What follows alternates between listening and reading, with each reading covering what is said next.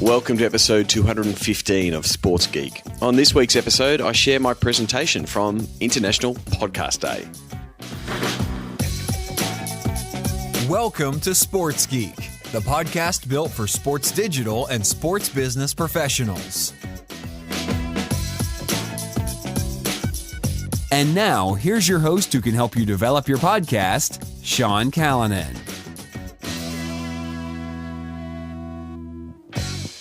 Thanks, DJ Joel. Yes, my name is Sean Callanan, and I am a podcaster, and I do work at Sports Geek. We work with teams around their digital fan engagement strategies and, in some cases, helping them with podcasts. You can find me in all places on the internet at Sean Callanan or at Sports Geek. Or you can hit me up the old-fashioned way, Sean at sportsgeekhq.com. And what I want to ask you right now is, do you get Sports Geek news? Do you get a weekly email that we send out Wednesday our time, Tuesday in some parts of the world? It's my weekly email. They're the articles that I read that I think you should read. They are curated by your clicks on my socials. It's a mix of sports, technology, marketing, digital, and trends. So if you want to stay in touch and know what I've been reading, sign up for Sports Geek News. If you're already a subscriber, thank you. You can sign up going to sportsgeekhq.com/SGN. And if you are a subscriber, please, next time you get the email, send it to someone. Say, hey, check out this email. I'd really appreciate it. This week's episode is a replay of a presentation that I did recently for International Podcast Day, which was September 30 in the US and and so I actually presented on 1st of October because obviously here I am in the future. So I gave a little bit of my insights into the podcasting space, what I've learned over 5 years, and really sort of focused in on the marketing of a podcaster and the things that you have to do after you turn the mic off. So not so much the technical pieces of building a podcast, but more about the pieces of the puzzle that we follow at Sports Geek around promoting our podcast and the content around it. So I hope you enjoy it. Recently been to a couple of podcast conferences, been to Podcast Movement in July in Philly. It was the third time I've been to Podcast Movement.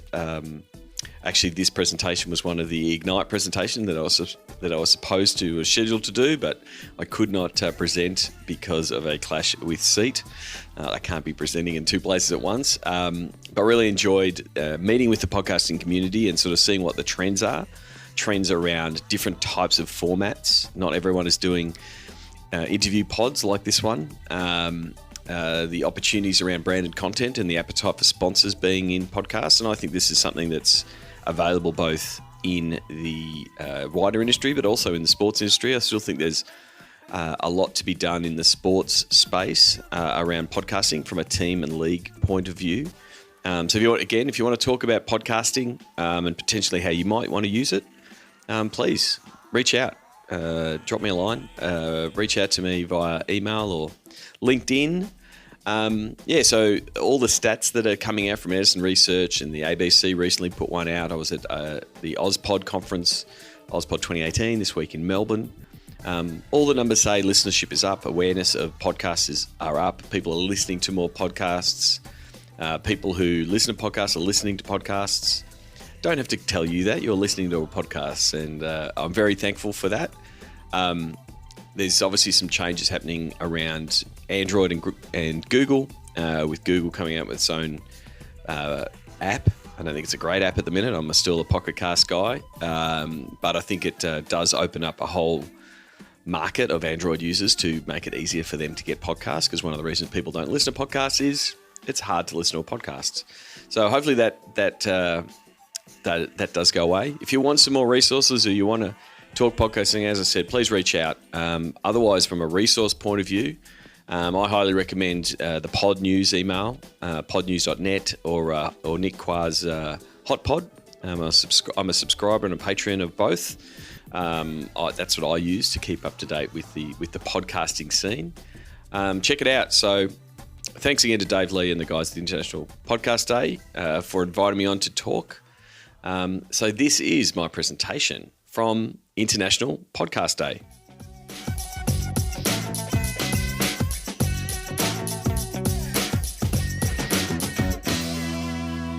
Well, Sean, welcome into International Podcast Day. The floor is yours.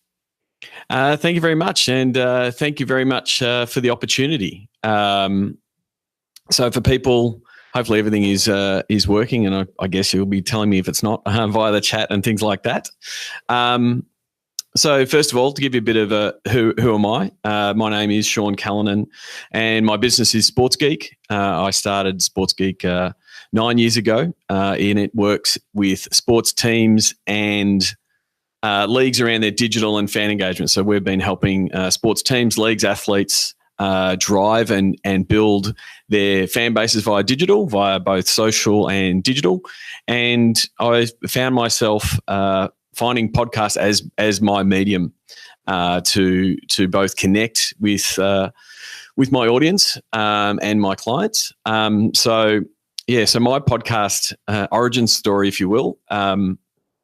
For a long time, I was a blogger telling people about the opportunities in sports, social media, and digital. And I was also doing some radio pieces, a couple of different radio spots here in Australia.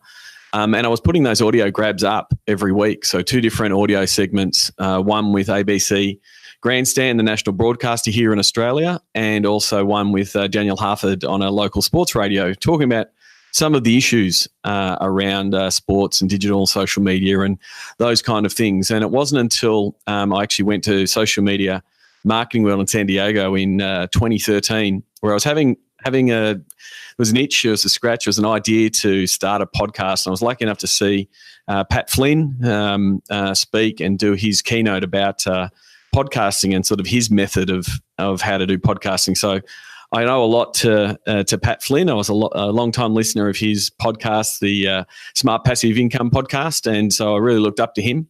And so I came away from that knowing that I wanted to podcast and sort of take it seriously. So I started by taking those radio segments and bundling them up and cutting them together, taking 1 or 2 segments, doing some intros and outros. And at that point, I was doing all the editing. I was putting it together with GarageBand. The audio wasn't probably great, and sort of started pitching it out there as a podcast. And as soon as I called it a podcast, it was creatively titled at that point Sports Geek Podcast. It started getting listenership and traction. So it was that was a bit of a turning point for me to find out that it worked. And then the podcast evolved from the radio segments that I was doing to more long-form interviews where I would be interviewing people who work in the sports business, whether they be in the marketing side, digital technology, all areas that we work at Sports Geek. And so my goal for the podcast and why I podcast is I always joke that it's for my past clients, current clients, and future clients. So it's very much a business development marketing effort from my point of view. And it's done wonders to build the Sports Geek brand, both here in Australia and in the US market and in Europe, because I've been lucky enough to have guests from all parts of the world and talking about different market segments and what they're doing and what teams are doing differently. So that's been really important. And then it's also grown my personal brand and led to speaking engagements at conferences around the world, and definitely led to work and consulting work and project work for Sports Geek. I'm always blown away when I have podcast listeners send me an email, send me a tweet, call me up and say, "Hey, we're ready." And I'm like, "Ready for what?" And they're like, "I'm ready to start working." And podcasting's worked terrifically well. Because it is that long form content, I get into the ears of potential clients for 30 to 40 minutes a week, get my point of view across, being able to share some great best practice from around the world, and so that's been very effective for me. And so for today, primarily just going to do this as a talk. I'm happy to take questions as I go. Recently did some stand-up comedy, so I'm happy to take on hecklers as well. So I wanted to go through some of the the technical details and the behind the scenes of what I do for our podcast. So you understand those pieces. But as I sort of said in the title, creating the podcast is 20% of the work. So I'm going to take you through how we put our podcast together, but then look at the 80%, how we've gone about marketing it, some of the different tactics that have worked, and what's worked to grow the audience and the listenership and the Sports Geek brand overall from a podcast point of view. So some of the technical details. We've been with Libsyn since the beginning. So Libsyn has been our podcast host for the beginning. We also, Todd was just on from Blueberry. We actually use the Blueberry PowerPress plugin to wrap our RSS feed and manage that for iTunes. We've also been a big user of and one of the early adopters for Pat Flynn's smart podcast player. So that's the player you see on Sports Geek HQ. It's also the single track player that you see on all the show notes.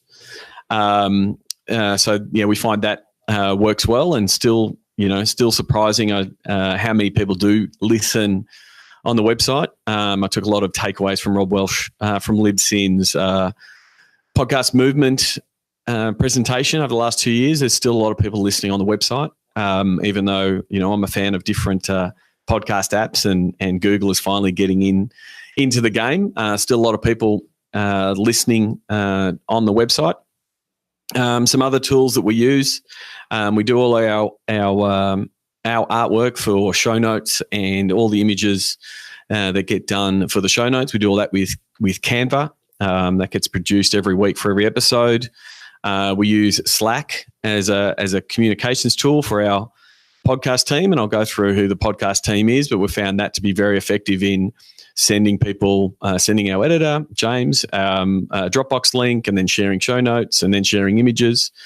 We've tried a few different tools around transcriptions, and the one that we've been using lately has been Trint. So that's TRINT, where it does turn around the podcast really, really quickly from a transcription point of view. It's using machine learning to better understand. It's got a nice little editor to be able to quickly go through and pull potential quotes for the show notes and things like that.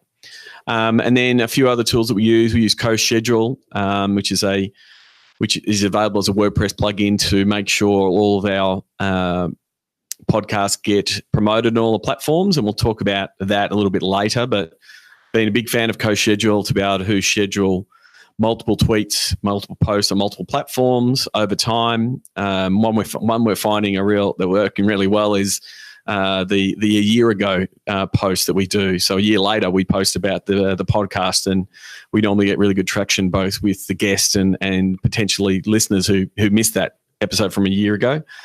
Some other plugins, with the website being on WordPress, we use the Pretty Links plugin, which allows us to put any link and redirect it. And so we use that for the show notes. So if you want to go to episode 100, it would be sportsgeekhq.com/100. And the same for episode 200. We also use those Pretty Links for all our different links to different platforms. So it's far easier for me to say, you want to find us on Apple Podcasts or iTunes, whichever one you would like. You can go to sportsgeekhq.com/Apple podcasts, and it will find it. So makes it a little bit easier when you're doing the spoken word call outs. Buffer is another app that we use around social media and curation and posts and things like that. So again, that's another method for us to get the content out. From a recording point of view, I've got a Zoom H6, which I use out in the field, and then sometimes I use it. I'm currently recording and doing that today through that. But other times, if I'm doing an international call and I end up doing them sort of at 7 o'clock or 6 o'clock in the morning over in Melbourne time, I normally use a call recorder with Skype. That touch wood hasn't had any problems for us. So that's some of the technical, I guess, details and some of the pieces of the puzzle. As I said when I started the podcast, I started it, and it was a one-man band. It was me recording it. It was me editing it. It was me doing the show notes. It was me creating the artwork. It was me promoting it. Over time, I've taken on board some people to take over specific tasks. So, as I said, I started as the editor in GarageBand, and I was quite dismayed when GarageBand updated and then stopped allowing podcasts as a default. And I'll put my hand up and say I'm not a big audiophile, and I wasn't editing and checking every and R and those kind of things. I was doing really light edit. I was using Auphonic. There's another tool that I forgot to mention. Auphonic, AUPHONIC, does a really good job of normalizing the audio if you want it, and putting in the cover image and all the MP3 tags if you would like, and then point it to the appropriate platforms. So it would automatically send it to Libsyn. So we're still using that to do that, but so James Eade came on board as my podcast editor. He's based out of London. He's done about the last 120 episodes of Sports Geek. And, I really wish I had hired James a little bit earlier. He does a remarkable job, focuses on the bits that I don't do well, which is making sure the audio sounds good, cleaning it up if there's an issue, whether I've recorded it over Skype and there might be some line problems, or whether I've recorded it sitting in the dugout at AT&T Park and there might be some wind noise at the background. James does a terrific job in cleaning that up.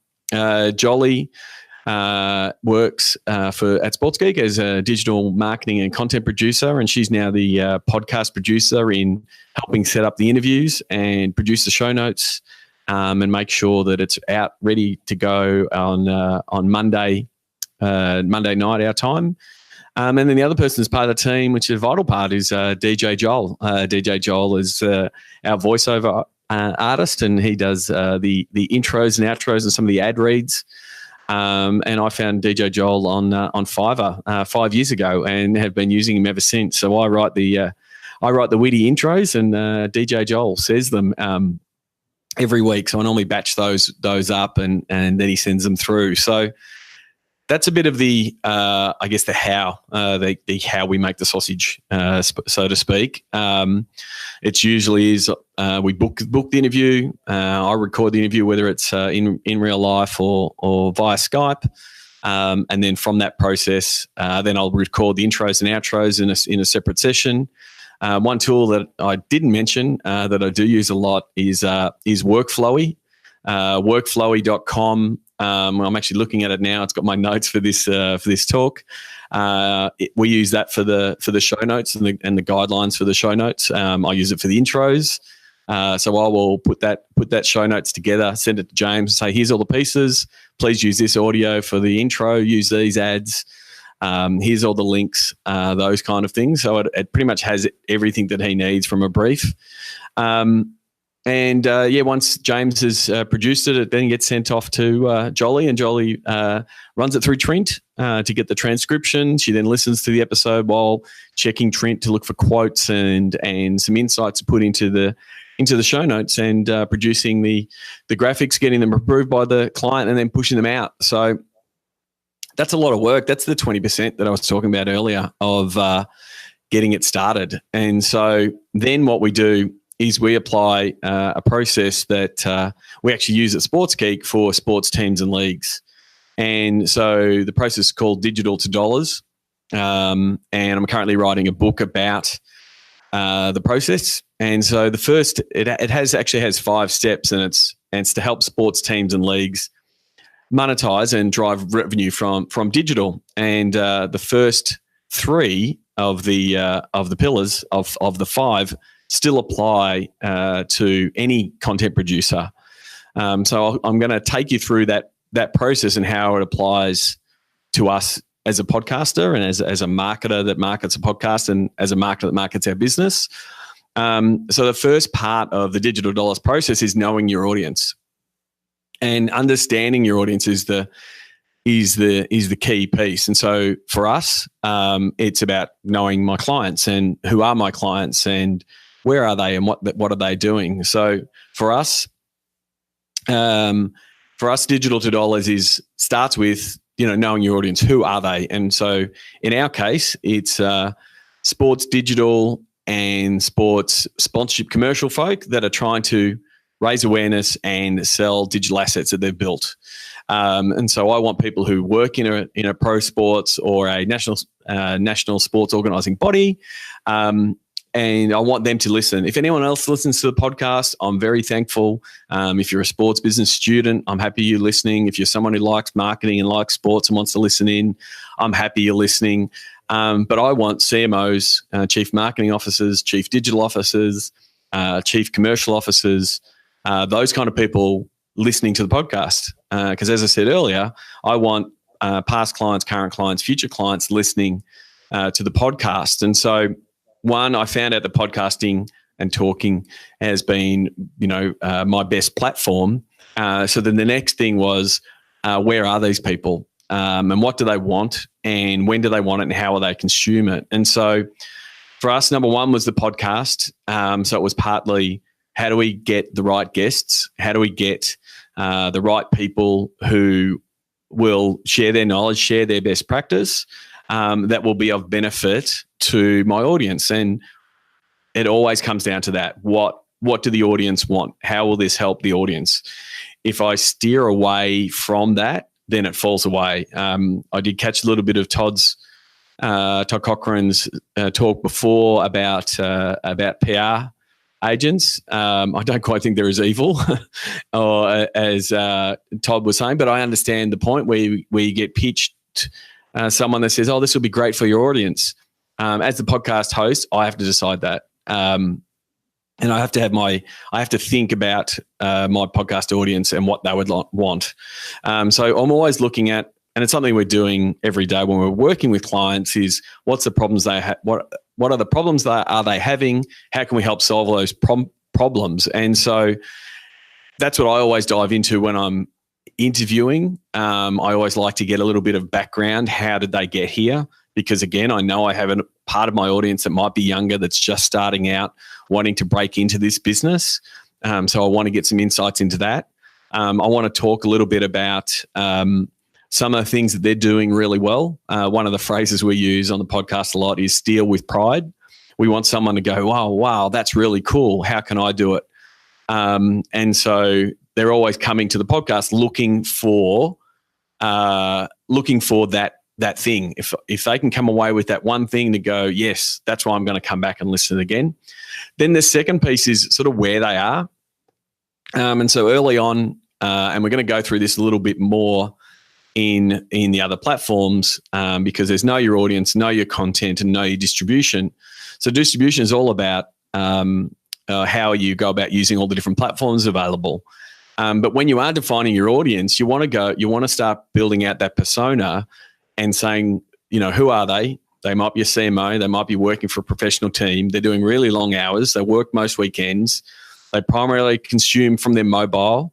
They might be more effective to be able to be reached on LinkedIn. Like that might be where they're now consuming content as LinkedIn has changed. They might be using Twitter, but what are they using it for? Is that something that's going to draw them in?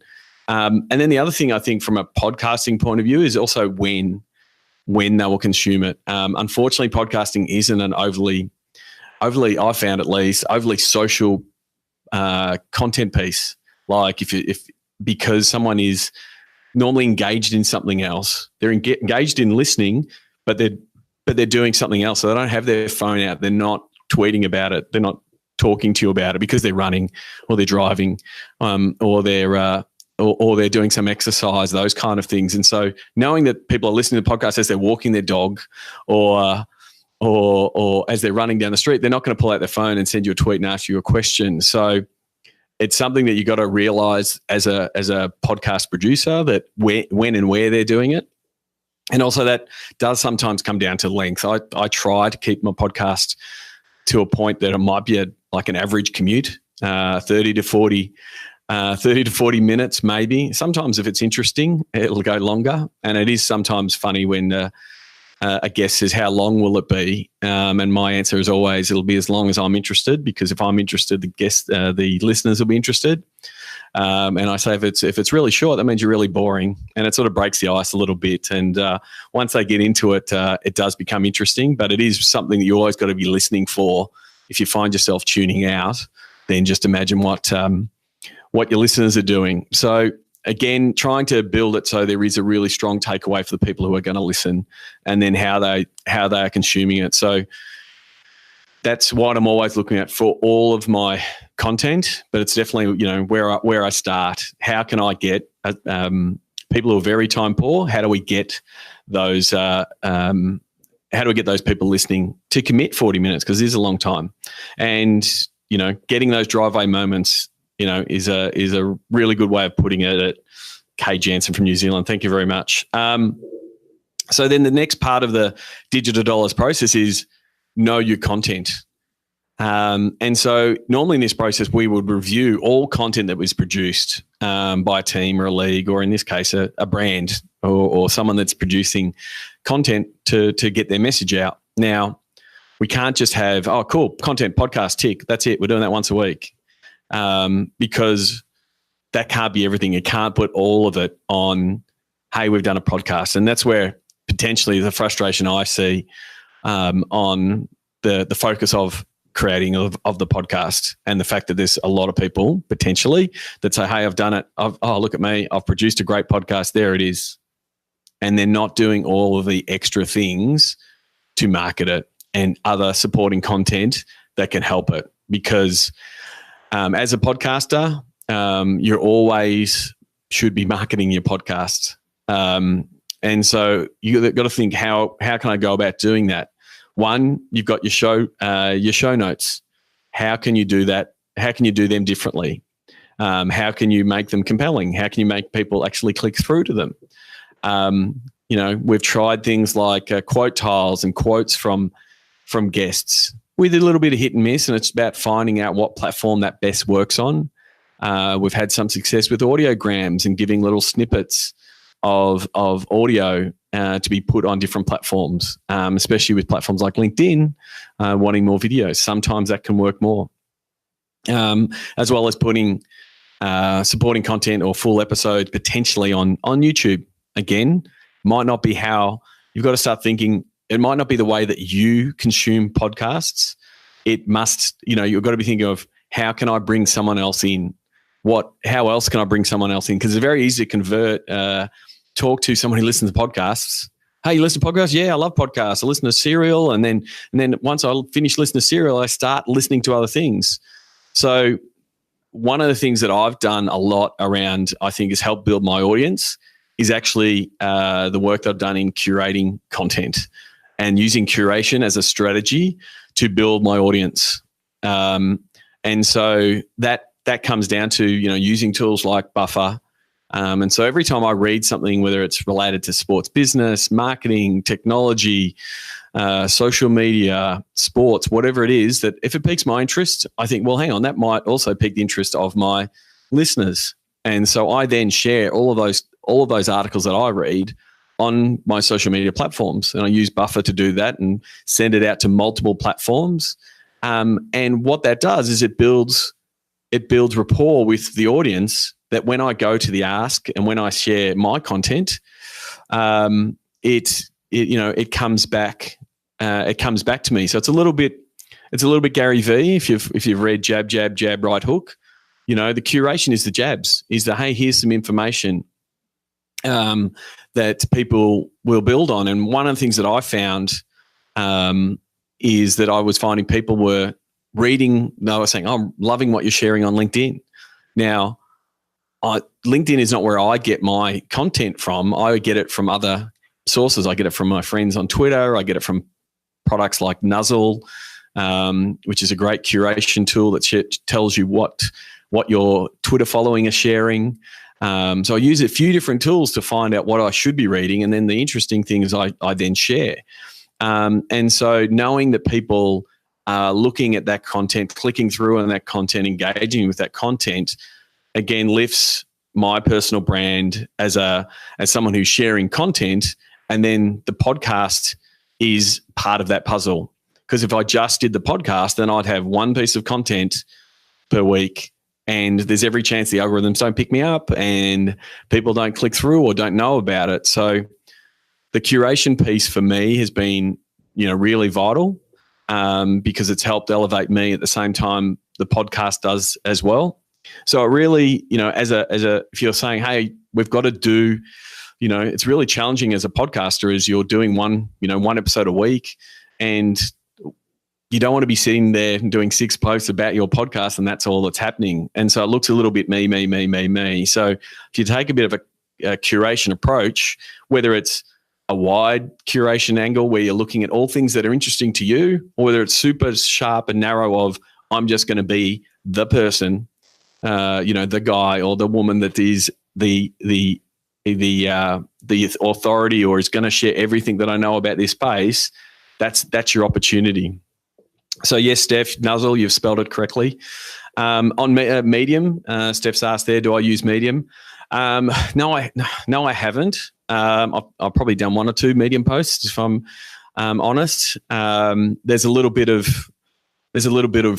I'm not a massive fan of building out on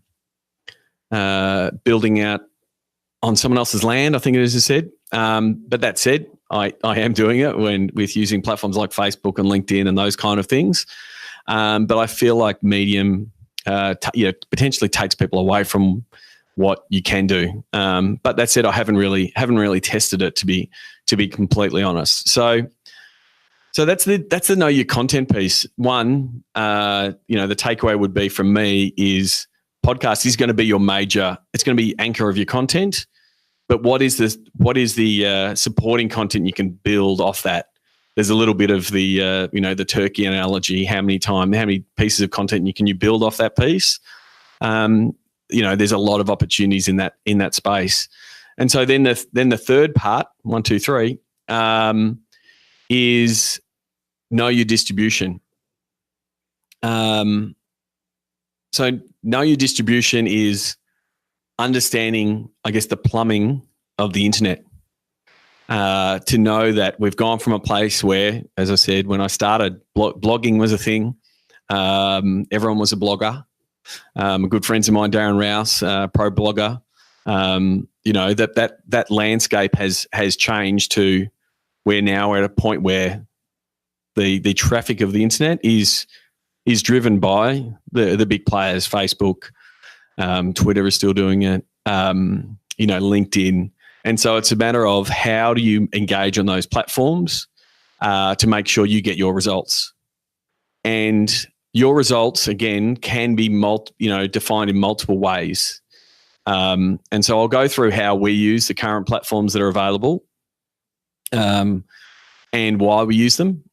So Facebook is the one that we start. Twitter is probably the one we started with. Had the most success with early on to connect with guests and audience. But what we have seen is I guess the noise of Twitter and the traffic is really low. So Twitter is really an engagement piece. It's a good way to engage with guests and tag them and those kind of things. But it's not a massive traffic driver. And that's where podcasting is. It's a bit of a weird beast because it's not built for traffic, because someone sees a post, whether it be on Twitter, whether it be on Instagram, wherever it is, and then their behavior is to go somewhere else to listen, whether it's Apple Podcasts, whether it's Pocket Casts, whether it's Overcast, whatever, whether it's Google Podcasts, whether they're talking to their Alexa to play the podcast. So it's disconnected. It's not like, hey, here's a great article I wrote, click through, read the article, and it's a simple transaction. So there's a part of what you're trying to do on the platforms is building an audience, making people aware of the podcast, and then having a bit of trust that relates to potentially listenership or conversion in some other way, whether it be becoming part of your email list. And so that's sort of the strategy that we use across all of our platforms. So to start with Facebook, we're unashamed fans of Facebook and the the ad product. So a lot of the stuff that we do at Sports Geek is understanding how the Facebook ads product works, and how it can be used for sports teams to sell tickets, sell merchandise, all of those kind of things. And so we use those same tactics with our podcast. So it starts with audience building. So probably the best, and to make sure more people are finding out about the podcast, we've found that Facebook has been very good in finding more of our podcast listeners. And so there's probably two different strategies. There's one, what do we do when a podcast gets released? And then what do we do once the podcast is out there in the wild world to drive more people back? So we've tried a few different tactics over the years, but this tactic in various forms has always done really well for us. So when a podcast comes out, let's say it's with El Guido from the San Francisco 49ers or Bill Schlau from the San Francisco Giants. When we first put it out, we used to send out, we used to boost the post and target people who worked at the business. And so that was terrific when Facebook allowed us to do that, because we'd spend like $7 for 7 days, and we made sure every one of their work colleagues saw the post.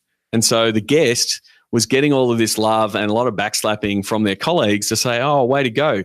Did they listen to the podcast? Maybe, but that wasn't the point. The point was we wanted the guest to get a lot of feedback from his work colleagues that they did a good job, and congrats for them being on the podcast. Unfortunately, Facebook has since taken away that ability to target a particular place of work. So what we also do is do targeting of putting into that market and fans of that team for that suburb and around. So instead of, it's not as precise as someone who works there, but it does rally around the fans of the team to potentially bump up the numbers and push it out a little bit wider, especially in that geographical market. And so then the other thing that we do is we also make sure that people have already said that they're a fan of the podcast and a fan of the content that we're producing. We make sure that fans of Sports Geek see that really early on. And so, again, we will do an engagement campaign to people who are already fans. So we've got about 5,000 fans of Sports Geek on Facebook, and I've got about 1,100 for my page. So we make sure they see the post. We're not asking them to click. We're assuming that they're potentially already subscribed in some form or another, but it's a bit of a reminder. Hey, here's the new app. Here's the new app with, with Chris Harris from Arsenal. And so that's the piece where it's all we want them to do is to like. And so again, because they're already a really connected group, it's a really low cost opportunity. It doesn't cost a lot to target our fans because they're willing to do that. But again, they start liking the post.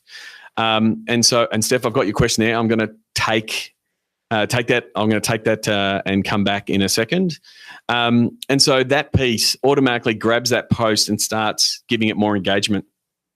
So I've got fans of the team or fans of the topic, and then people have already said that they're fans. They've already jumped on board. And so quite early on, we can get a Facebook post that says, here's the episode. Sean speaks to Chris Harris from Arsenal, or, TJ Ansley from the Portland Trailblazers, those kind of things. Daniel Brew from the Golden State Warriors. And that's already got a lot of Facebook likes. So it starts giving you social proof.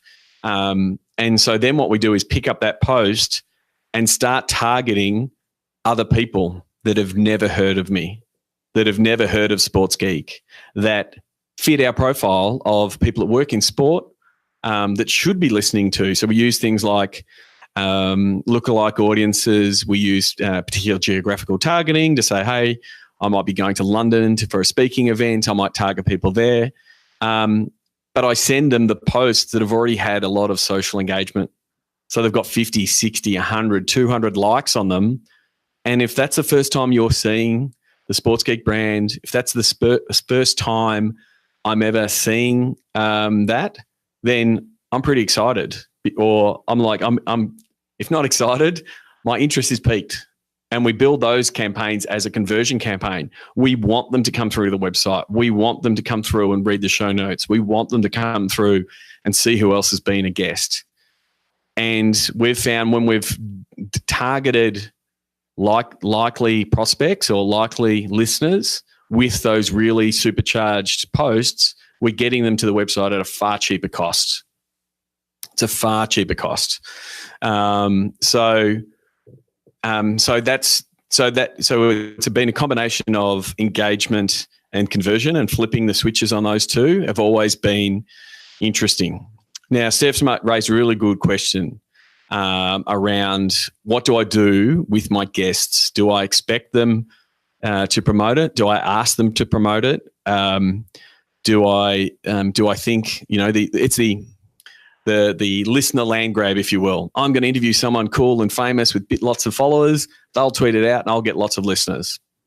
Now I rarely, if at any time, ask the guest to share. As a marketer, that's my job to share. I see my job as to raise up the guest. And normally if I'm doing my job well of raising up the guest, thanking the guest, yes, like Blase experience there, tag them, like I tag them on Twitter. I definitely tag them on LinkedIn.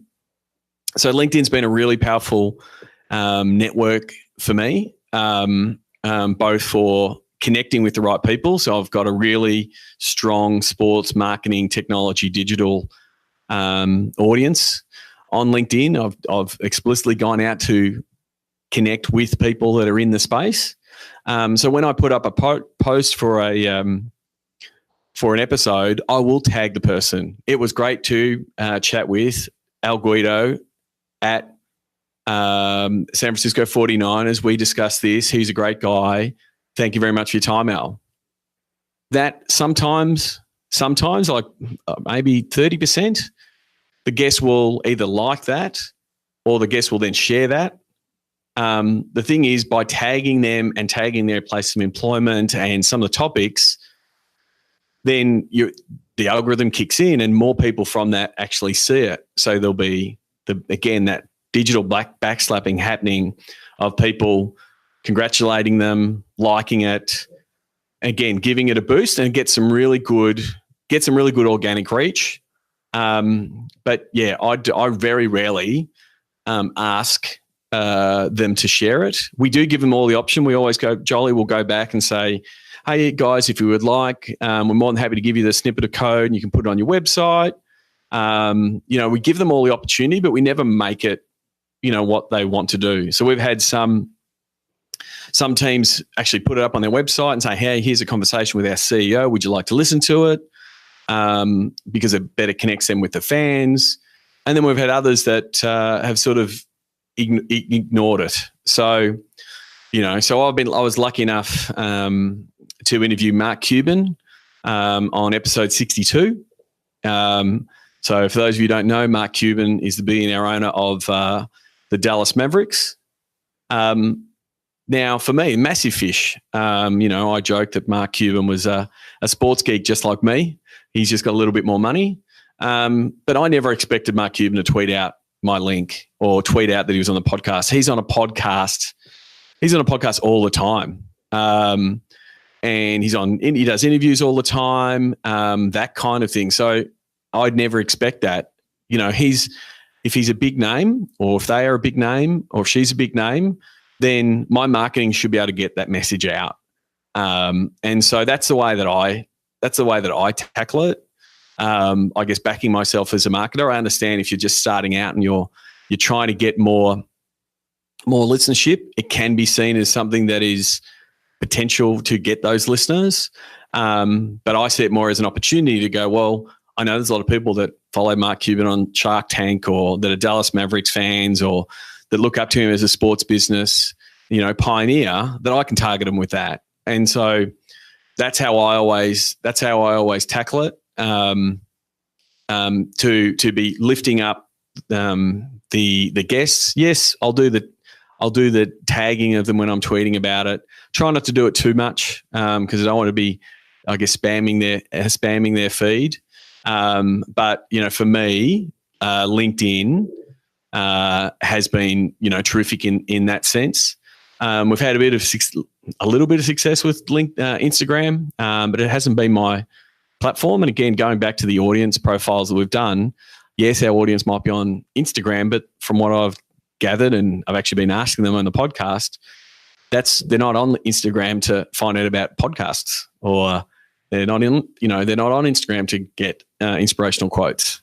That's my audience. It might be different for you, so it hasn't quite worked. I think the other thing, there's another few things I think that's been really important. Our email list.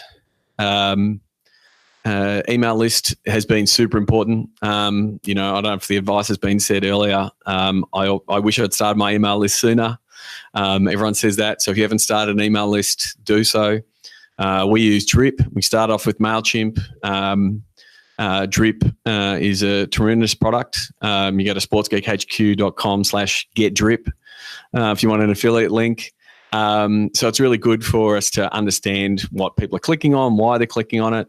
We actually take all of the content and the links that I share on a weekly basis, and that becomes the content for the newsletter. So whatever gets clicked on ends up in Sports Geek News. If you're interested, sportsgeekhq.com/SGN. You can sign up for Sports Geek News, and obviously every week the podcast gets promoted in there. So again, not expecting people to click on it, but I do want to make sure that they know who I've been talking to and chatting with. So it's been a big method of, I guess, bringing people in and bringing people into the podcast fold, because we might have someone that reads the newsletter every week, clicks on links, sees what the podcasts are, and it might take 10, 15 emails before they start becoming a listener. So it's not going to happen straight away. Other things I think that you can do from a podcasting point of view is not underestimate community. So I've had a few different goes at developing community. I had a Facebook group that was set up to connect Sports Geek podcast listeners, and it was a little bit hit and miss. We probably set it up 4 years ago. And then I also set up a Slack, a free Slack group for people who are in the sports business. I said, if you're in sports biz and you want to test out this little startup called Slack and share and connect and talk about what you're doing. So I set that up. And that little Slack group grew to 1,500 people from all around the world, sharing about digital and technology and esports and sponsorship and ticketing. And so that's now evolved to being Sports Geek Nation, which is a live paid community with a mix of people who work in sports at a pro team side and leagues and agents that work with athletes, as well as vendors that are working in the space. And so that's now become a new way for me to connect, and it's actually produced more some guests, some content that I'm talking about on the podcast. Now, we're using a Slack group that's not paid for, the free version. The free version, you get 10,000 messages before it starts rolling over, and you can't search for them anymore. Our Slack group is just past, I think it's 35,000 messages. So Slack I found it to be amazing, but it's more the development of the community and connecting with people. And so I'm really excited to see where, I guess, the paid community aspect of Sports Geek and the podcast goes. The podcast was rebranded 12 or 18 months ago. I think it was from last year's podcast movement. I came away. It was called Sports Geek Podcast. My cover art was me standing in front of the stadium of Barcelona, and it was pretty successful. But what I realized is half my audience was in the US. They probably don't follow football as much. And so I rebranded the podcast to be Sports Geek, dropped the word podcast, and changed the branding, the cover art around it to, and now I'm holding a NBA basketball to have a bit more broader appeal, but probably broader appeal in the US. How do I, so there's a question there, does Slack notify users when they have messages? Yes, you can turn your notifications on or off. You can snooze them when you're asleep. And it is used outside the US. We've been using it internally and with clients. Question here from Blaze, and again, apologies if I'm saying it wrong. Is there a guest that's more high profile on a particular topic? What's your approach to contacting them to be a guest? Do you try to build a relationship over a long period first? Well, probably Mark Cuban's probably the best example of that. And I did an episode where I sort of went through how I guess, snagged Mark Cuban. I connected with him, I think 4 years before I actually made the ask, and actually was just by chance, was talking on his Cyberdust app. I was able to pique his interest with a question, and we had a bit of backwards and forwards discussing athletes and social media and digital and the opportunities, and it was good backwards and forwards. And then I sort of went on to Twitter and asked people the same question about Cyberdust, and I was having some conversation with friends on Twitter, and Mark Cuban came over the top and started correcting me and putting his point of view across. And by the time I went back to Cyberdust, he'd already organised to set up a time. So, I had Mark Cuban's email address from 4 years ago, but I did not want to go to him until I had a valuable product for him and a valuable platform for him. And so I went to him because he wanted to obviously promote his Cyberdust product. I was able to point to him to a guest list with big names in the sports business space and gave credibility. I think if I'd have got Mark Cuban, as in the first 10 episodes, I don't think it would have had the success that I did. So it's really interesting. And I think the only other thing I'd say from a marketing point of view would be do not neglect in real life and conferences and networking events and putting your brand out there. As you can see, I've got Sports Geek jerseys behind. I wear Sports Geek merch and get the brand out there. I'm happy to share, T-shirts and swag with guests and things like that. So in real life and connecting with people is really important. And what I have found recently, to go back to my conversation with Bill Schlauer at the San Francisco Giants, I think I interviewed him sitting on a beautiful sunny day at AT&T Park, sitting in the dugout, and that's how we did the podcast. And then 6 weeks later, I was in Dallas and caught up with him, and he was like a bit amazed and a little bit thrilled about the amount of feedback he'd got from the podcast from people that he respects, admires, and work in industry. And so for me, that's a big win. One, it solidifies the podcast as being listened to by the people I wanted to listen to, which is, when going back to that audience piece at the start of the discussion. But then also it gives further credibility when I want to talk to other people.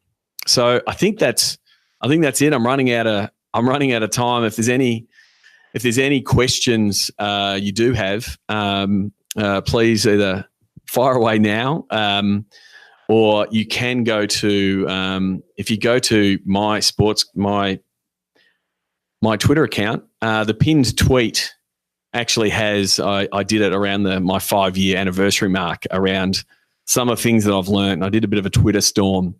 So if you go to that tweet, I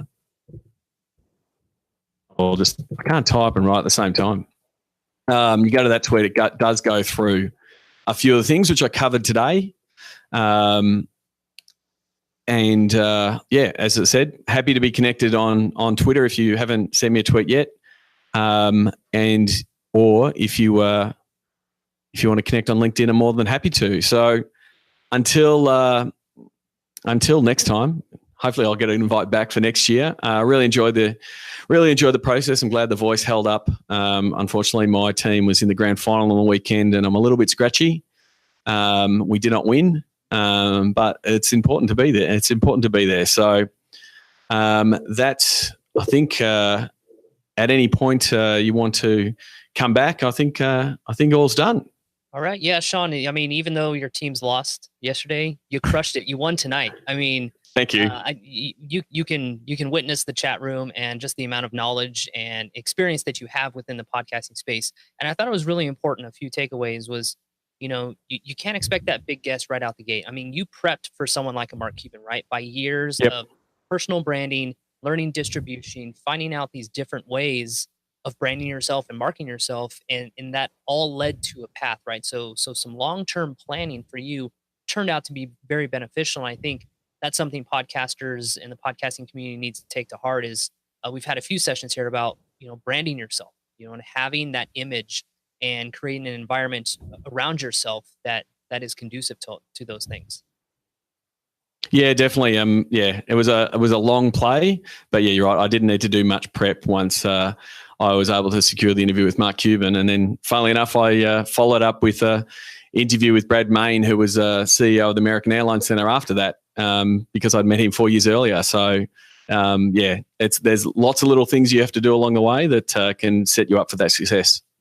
Yeah, definitely. Well, Sean, I want to thank you from the International Podcast Day team and the International Podcast Day community. Thank you so much for taking part in our event. Make sure you guys connect with him. Just head over to his website, sportsgeekhq.com. Once again, Sean, thank you so much. We appreciate it. No problems, mate. New workshops on audience, content, distribution, valuation, and pitch following Sports Geek's Digital to Dollars process. Go to digitaltodollars.com. Thanks again to Dave Lee. For more info, go to internationalpodcastday.com and check out the other speakers. Everyone from the 24 hours of content is on the YouTube channel. We'll have a list of the playlist there. In the show notes, as always, you can go to sportsgeekhq.com/215. That's where you'll find all the links. There'll be links to podcasting, some of the podcast stats available. And, as I just described there, I sort of went through the digital to dollars process, how I go about it from a podcasting point of view, from a knowing your audience, knowing your content, knowing your distribution, know your valuation, know your pitch. So if there's a place, if you are struggling or you need assistance in that space, understanding your rate card, helping your commercial team better understand your digital team and driving more revenue, how you can develop better pitches for your sponsors, please get in touch to talk more about Digital to Dollars. You can go to digitaltodollars.com to check out more. Other things, just to wrap up, don't forget, we'd love to have you involved in Sports Geek Nation. If you have not checked out Sports Geek Nation, please do so at sportsgeeknation.com. It is our thriving digital sports business community. It has executives from around the world. Really thankful to have people in North America, the Asia Pacific, and Europe that are involved, answering questions, sharing their knowledge, sharing their best practice. I'd love for you as a listener to join in as well. We've got a really active Slack group, a Facebook group that we're testing out as Facebook is tweaking the algorithm. Regular weekly AMAs where we're getting quizzing members on what they're doing and their knowledge. So thank you for the members that have done it so far and the ones that we've got planned in October, and starting to fill up the November schedule. So please join us at sportsgeeknation.com. I'd love to have you on board. And if you're a recent sign up, please reach out, say hello, so people get to know you. One of the first things we ask people to do is to go to the intros channel and introduce themselves. And it's really good to see a real diverse group of both skill set and geographic regions and sports represented in Sports Geek Nation. The last thing, if I'm asking you for one more thing, is that I am going to be testing out a new Q&A style podcast, sort of based on the AMAs, but where I will answer the questions in a shorter form podcast. So not 30, 40, 50-minute podcast like this one. I'm probably thinking about something, and again, this is sort of testing out the theory around different types of formats.